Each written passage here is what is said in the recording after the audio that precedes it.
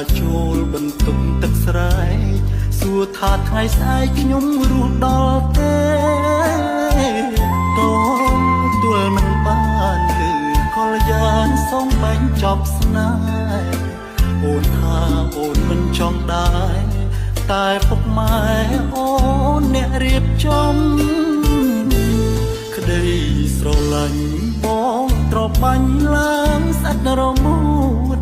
តទៅនេះបេះដូងថ្លើមសួតអូនលែងឲ្យជ្រួតលែងឲ្យលាយលំពី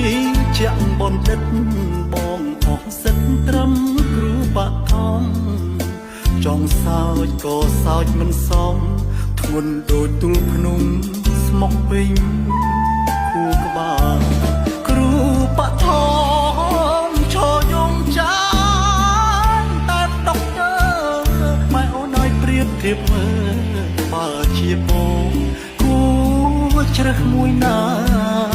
បងគ្មានចម្លើយមនុស្សអស់ធំហើយចេញយល់សាច់តាក៏គ្មានសិទ្ធិអីតវ៉ាមើលទៅជីវ៉ាក៏ពេញចិត្តគេមិនតូចចិត្តព្រមលិខិតផងណត់រួចហើយលួងខ្លួនឯងចាំជាតិក្រោយចាំយកត្រានត្រើមកថ្នាក់ថ្នមថាជាតិនេះមានកម្មស្រឡាញ់រាប់ឆ្នាំមិនបាននៅក្បែរក៏មិនគុំគួនវាសនាព្រោះបងដឹងដែរដុកទ័រលុយច្រើន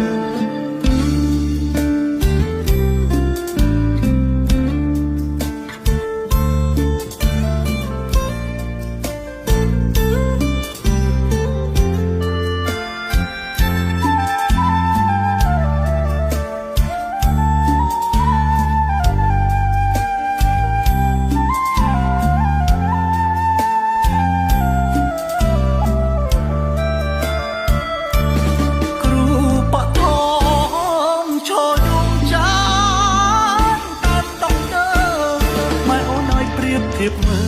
លបើជាបងគួរជ្រើសមួយណា